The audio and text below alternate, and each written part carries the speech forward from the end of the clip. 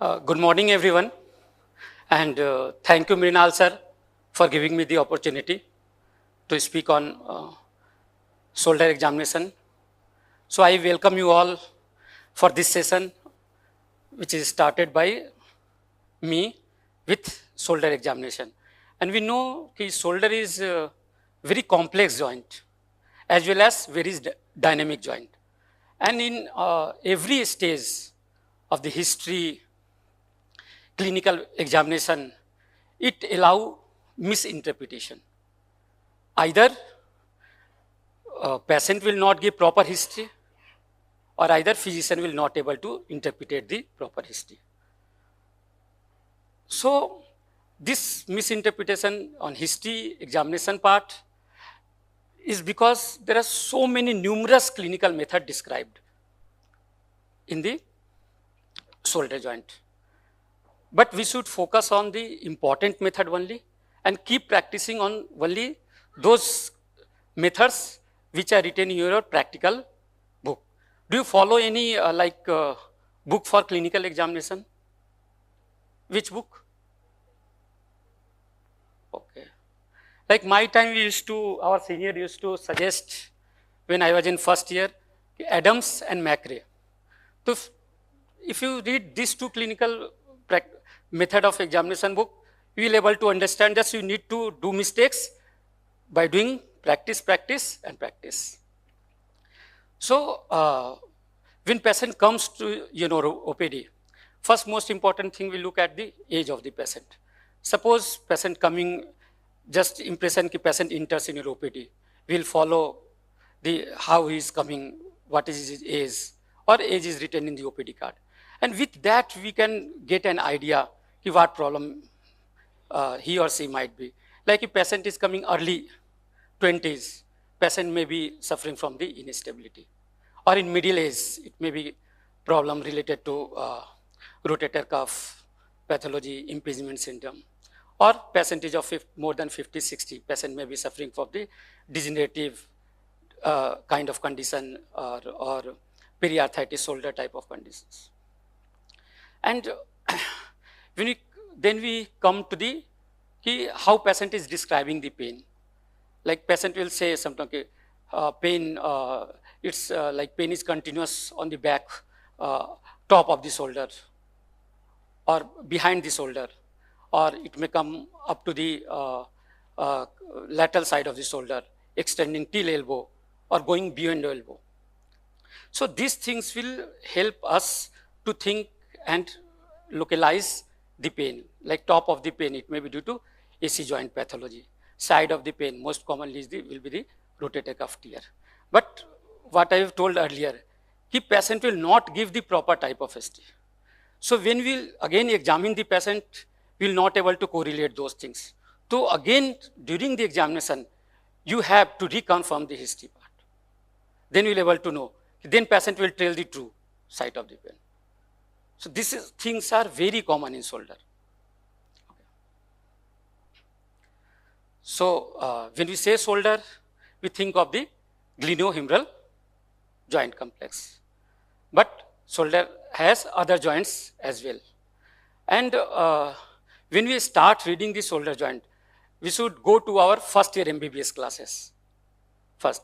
We should again recap the bony anatomy of the details. We should hold the humerus, we should hold the scapula and localize where the origin, insertion, where lies the nerve, etc. We should practice in the same way. Once, it's very important once practice in your MD period. Okay. So in humerus, we know there is greater tuberosity and lesser tuberosity. And most of the rotator cuff muscle insert on the greater tuberosity. Just we are recapping so that we'll move ahead smoothly. So supraspinatus insert on the superior facet of the greater tuberosity. Infraspinatus on the middle facet. And teres minor on the inferior facet. Okay. And same thing. And subscapularis, which arises from the subscapular fossa. It is the largest and strongest muscle, and when it inserts on the lesser tuberosity of the humerus, it has 4 to 5 tendinous insertion which attaches to the lesser tuberosity. Then coming to joint proper. The first is glenohumeral joint. So other than the capsule, it has 3 ligaments. We can see superior glenohumeral ligament, medial glenohumeral ligament, and inferior glenohumeral ligament. We can see here superior glenohumeral ligament arises from the superior aspect of the glenoid tubercle and attaches here. And similarly, middle in the middle part, and again inferior glenohumeral ligament lies inferiorly. It has one also anterior band. Okay, so we should read these things in detail. And we know that shoulder has got high mobility at the cost of stability. It's like golf ball and tee. Joint is like golf ball and tee. At one time, only 1/3 of the ball is attaches with that tee or glenoid. And other joint is, this is acromioclavicular joint, and another is sternoclavicular joint.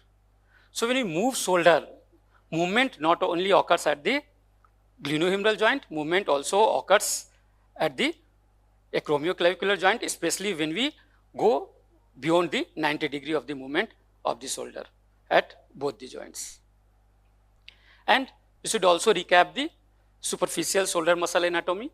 Like we saw the glenohumeral muscles, other muscles which helps in the movement, like especially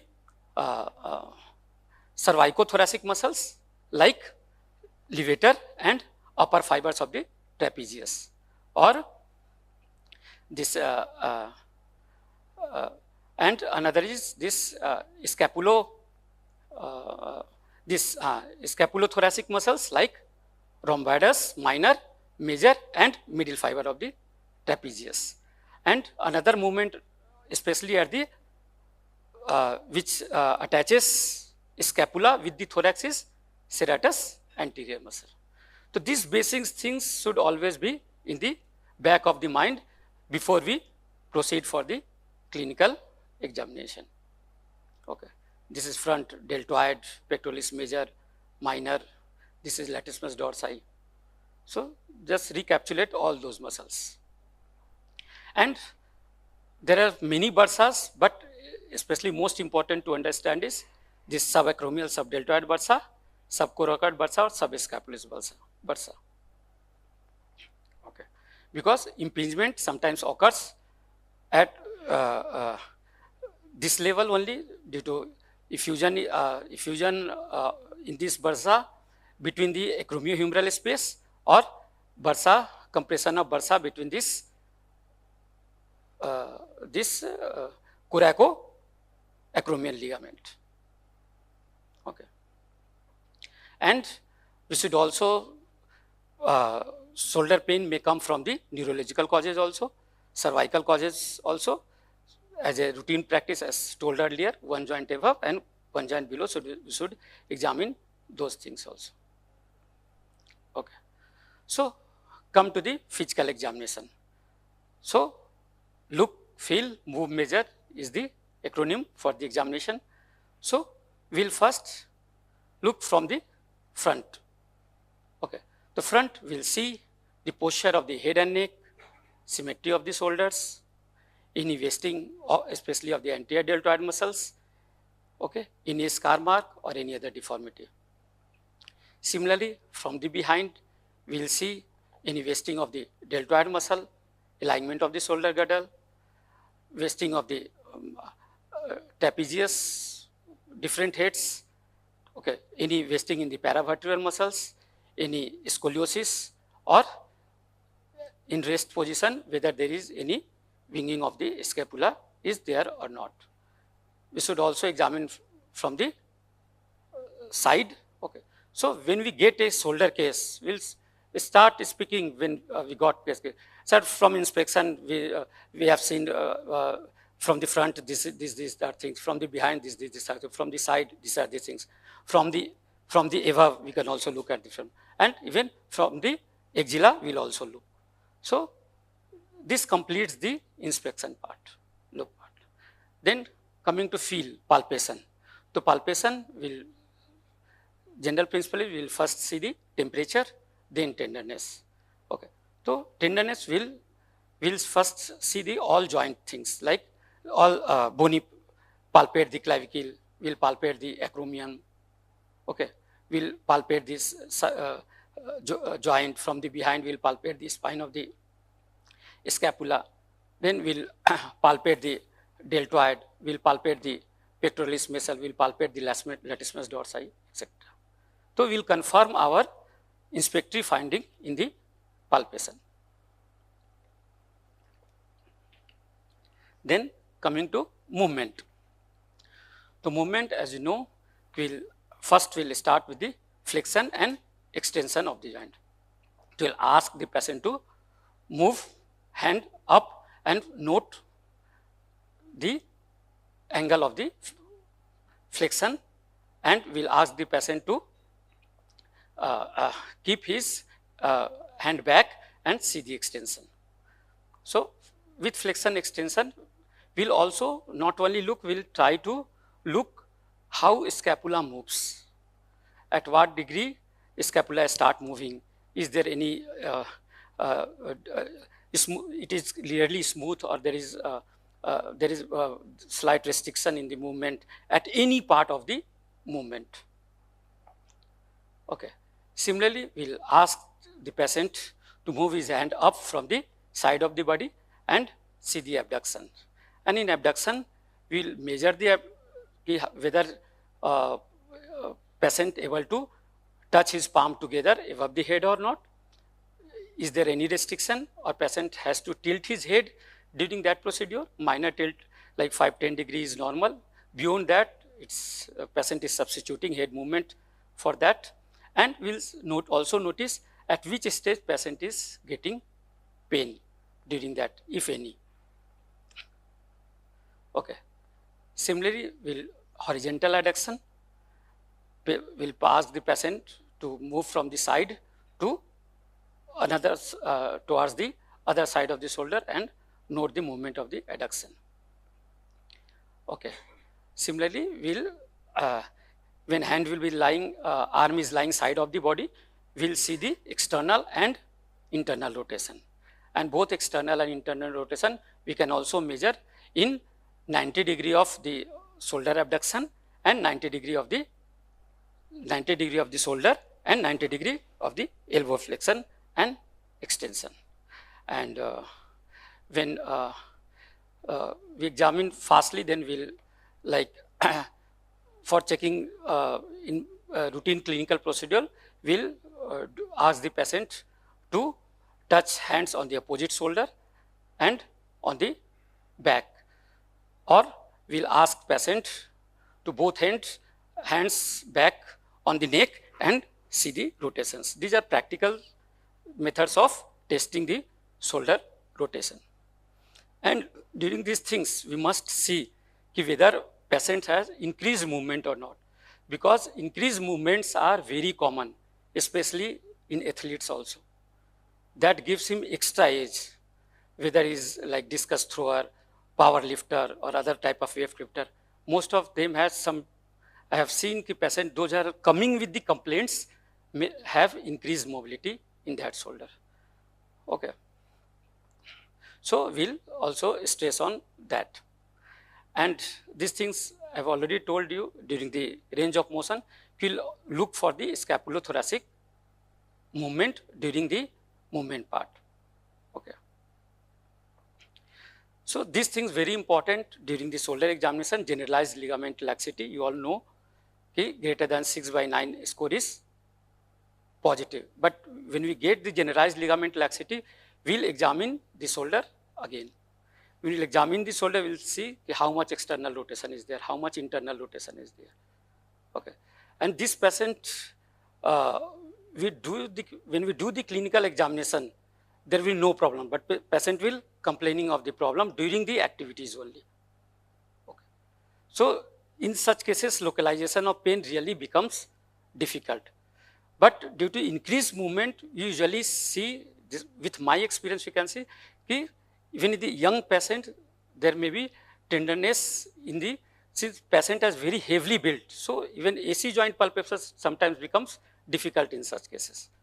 So these things, when we add USG evaluation, we may get some more details. But first part is examination part.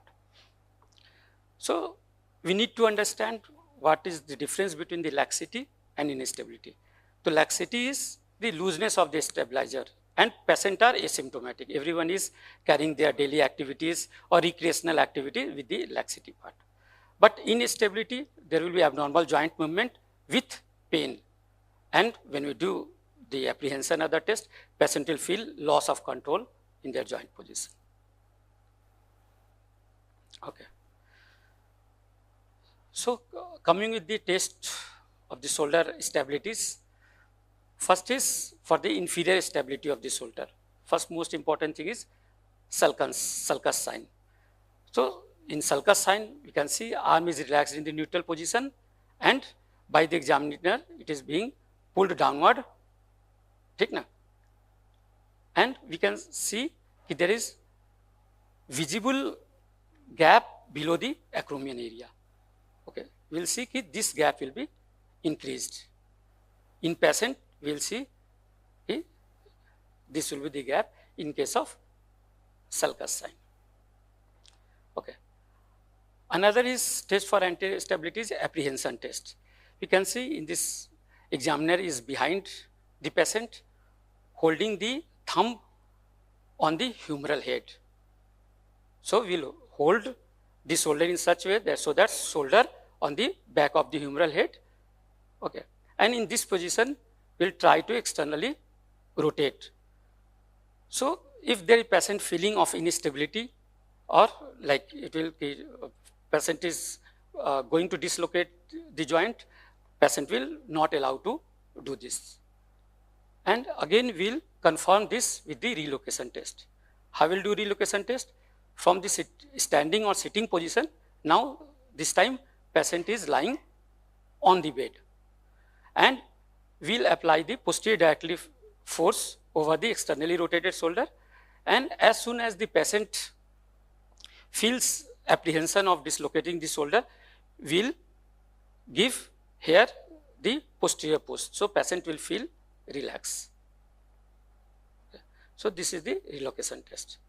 And again, anterior door test. And in anterior door test, we can see in this patient will be lying supine with the shoulder flex around 90 degree of the abduction and 20 degree of the flexion. And patient will hold the hand in this way, like wrist part is waist of the, holding between the hand and waist of the examiner. Okay. And in this condition, when we apply the axial load and will roll the humeral head, then patient will feel their pain. There is grading system also, but we will not go to that details. Similarly, for posterior instability, we will do the posterior door test.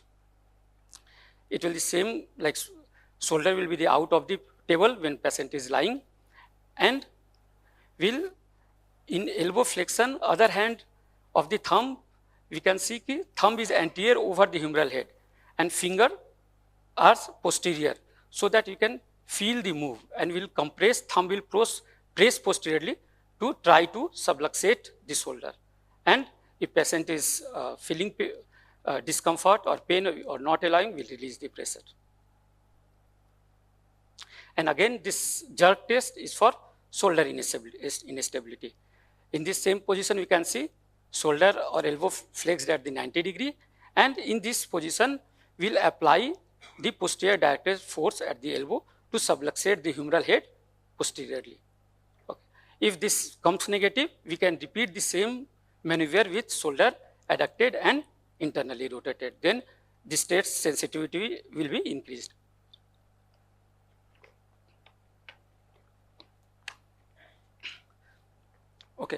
Then we start strength testing. So in strength, we know external infraspinatus, supraspinatus and teres minor are external rotators. So we'll try to ask the patient to resist, and we'll see whether full strength of infraspinatus external rotator is there or not. So this is the mainly position of the infraspinatus. When we try to isolate teres minor, same thing we will do in the 90 degree of the abduction and external rotation position to isolate the teres minor muscle. Okay, and this we all know for the subscapularis lift off test, and same test can be done on the abdomen. If a patient is not able to place the hand on the back of the shoulder, we can also do we can also ask the patient to place the hand on the abdomen and compress the hand, okay, on the abdomen. And empty can test or Job test is for the strength of the supraspinatus. In this patient, we can see patient hand is in the scapular plane or 30 degree of the flexion, and we will ask the patient to move the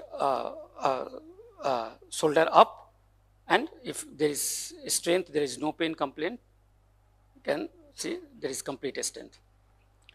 Then coming to the impingement symptoms, this is the knee impingement.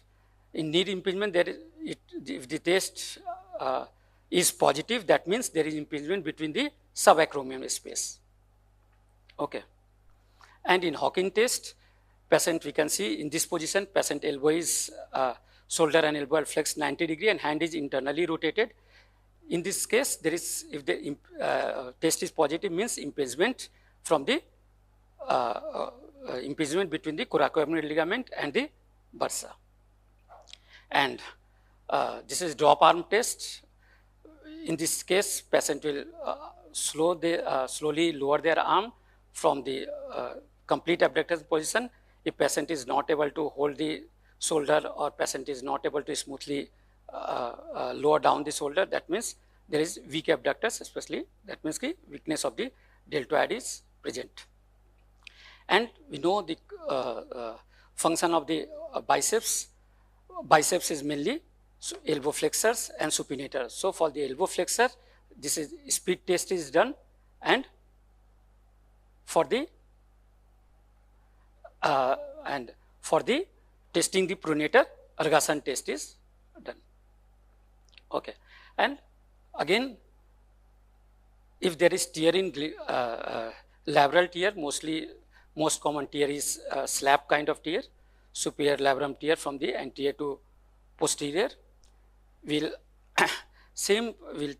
Patient positioning will be in the same as the near test, but in the case of shoulder will be in the 10 degree of the adduction position. Thumb will be pointed down in extreme pronated position, and we'll ask the patient to move the hand up, and with the resistance, if there is pain, that means ki